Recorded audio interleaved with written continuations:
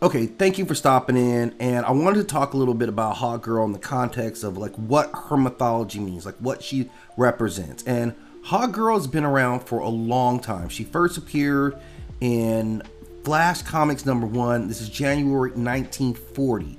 And this was the golden age of comics and a time when superheroes were emerging as symbols of resilience and justice in response to global turmoil. Most notably, the rise of World War II. This is what a lot of characters, including the genesis of Captain America, which is one of the most popular film right now. She came out of that. I think Wonder Woman comes out of World War II as well. And she was debuted in an era where women's roles were changing, and this saw a lot of women entering into the workforce. So this is kind of the background.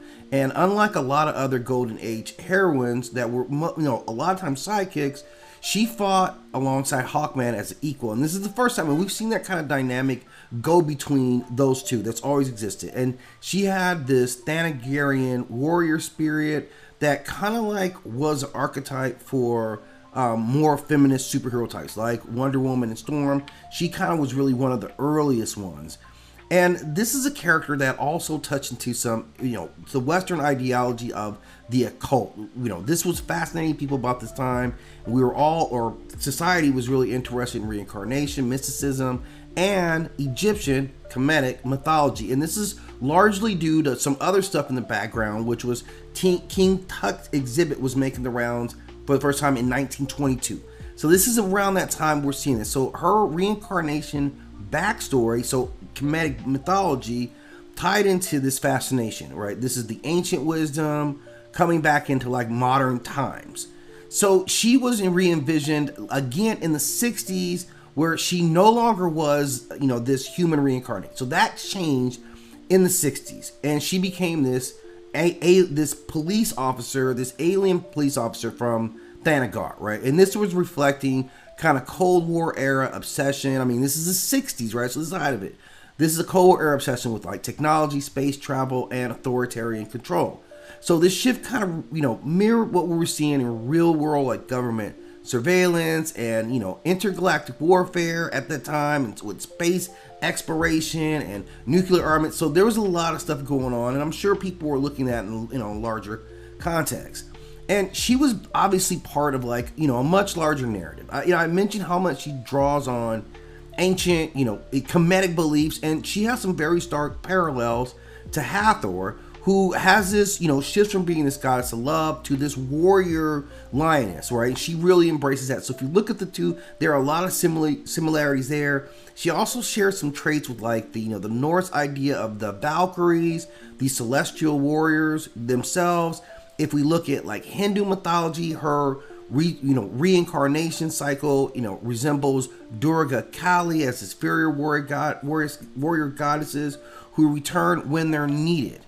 And just overall, like the look, she was this winged warrior, and it has like a lot of like metaphors that are really kind of tied to like, if we think about it, like the Thanagarian aspect is really tied to themes of imperialism. Like the Thanagarians themselves really embody like colonial conquerors, and that kind of raised the question about Hawkgirl is she a hero or the soldier of an empire? Like, what is she really? And there is always some questions about her loyalty to her homeland and what that ultimately means.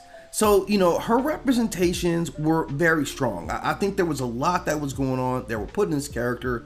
And we have to really kind of look at what the symbolism of it means. She was definitely like feminine rage and, female war narratives that were in there. She was not passive. She's not necessarily nurturing. She's very aggressive. She's fiercely independent. Like she's about it, man. And, she rejects soft femininity, inspecting the female characters in her era, and she embraces more of her warrior spirit. So she really reflects what was going on at that time. World War II, civil rights movement, like feminism, was on the rise. Women were starting to reclaim their places in the workforce.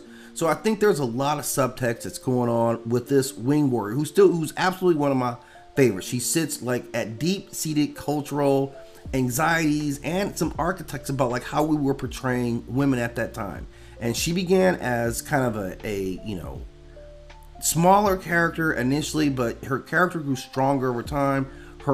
She's mixed in, so the ideas of females taking control and being more assertive, but also she also carried the banner for colonialism and the struggle between like duty and justice. And for a female character, this is the first time we really saw someone really have kind of a rage, feel like she goes off, right? And to have that kind of personality in a female character was kind of new at that time as well. So these are just some of the conversations. Like, this is what I'm seeing, that this was the subtext to creating a character like this, and this is kind of what she was reflecting, or the message that I feel like she was sending out. So overall, you know, some good highlights, and definitely a character with some depth. Let me know what your opinion is of this, and as always, I ask that you hit that like and subscribe.